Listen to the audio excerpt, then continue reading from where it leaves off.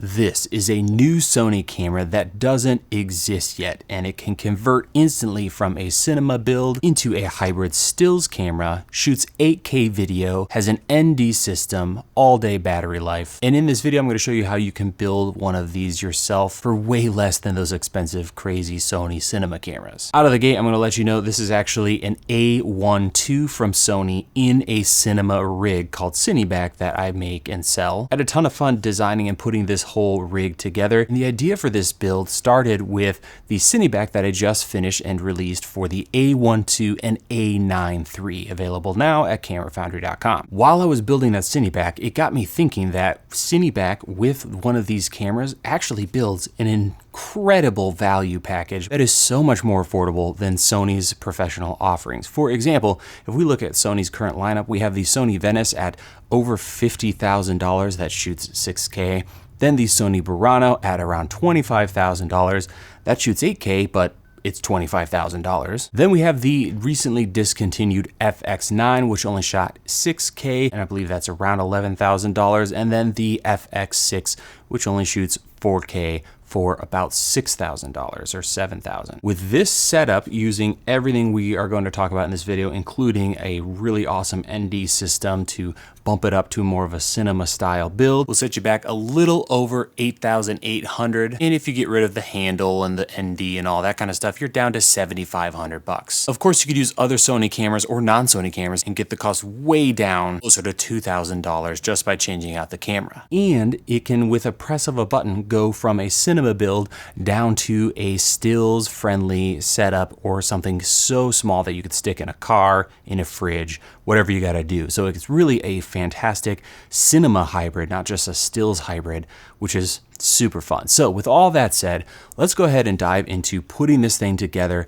All of the parts will be linked to down in the description. Let's go ahead and dive in.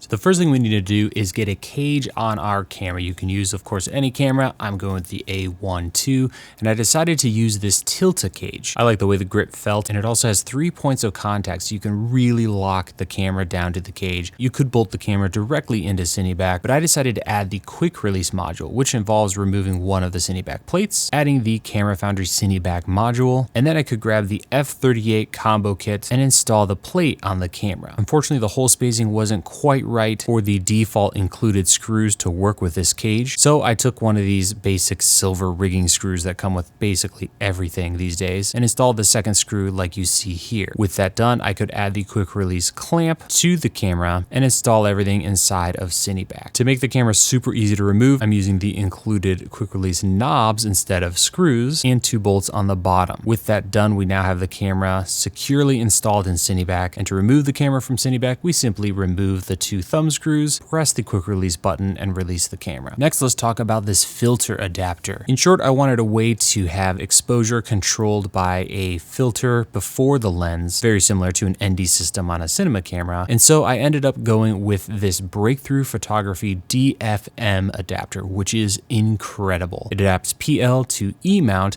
and you can purchase several different filters to be used with the adapter. There is a clear filter, and I also picked up the Fader ND filter. The only problem with this setup is that when you try to install it on the camera, the little finger grabbers on the actual filter prevent you from installing the adapter on the camera. So I removed those 2 little grabbers, modeled up a low profile version, which is available for free at camerafoundry.com via a link in the description, and then using the same screws, install them on the filter. That allowed me to install the adapter on the camera and cage combo, while also being able to remove the filters by rotating the adapter partially, and then I could add a clear filter or go back to the ND as needed. All that was remaining was a battery and a lens, and the rig was complete. As far as top handles go, there are several options available. This is a really affordable $30 handle that I've really enjoyed, and it's just a simple area locating pin attachment, which works great with Cineback. So that's one option that's very affordable. Alternatively, we can take this off, add this Arca Swiss quick release clamp, with a couple of screws, and this just mounts to the top.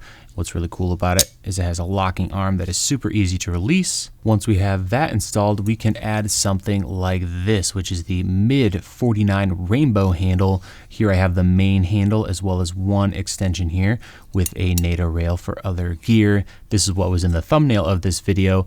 And what's so great is you can simply plop it down, lock it in place, and now you have a super solid handle to work with. And if you need to remove it, it's that easy. And if you need to flip it around, you can also slide it forward and back, which is really handy if you're switching between heavy long lenses or little snubby primes, or you're going to change out to monster batteries. Let me grab one of those real quick, like the monstrous 212 from Small Rig. Full disclosure, it's got my name on it, but it's a really great battery, very popular, tons and tons of power. Well, now we can move this handle back so everything's nice and balanced.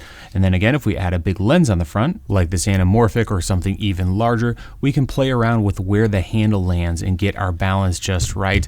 And when it's time to pack up our gear, it's really simple to tear down, strip down the rig to something a lot more manageable. So that's another option. Really dig this setup, and the 49 or mid 49 top handle is just super solid. That said, stay tuned because I might have something for you guys in the top handle department before too long. Quick side note, the 212 Small Rig signature battery is actually on sale right now for $300, which is down significantly over the original $440. So you can definitely scoop these up on sale right now. I'll have a link in the description. If you want to learn more about cool rigs like this, check out the information in the description. And if you're enjoying this set, I'm thinking of doing a video breaking down how I put this whole thing together, the lights and gear I use. With all that said, thank you guys so much for watching. I hope you have a wonderful rest of your day, and we'll see you in the next video.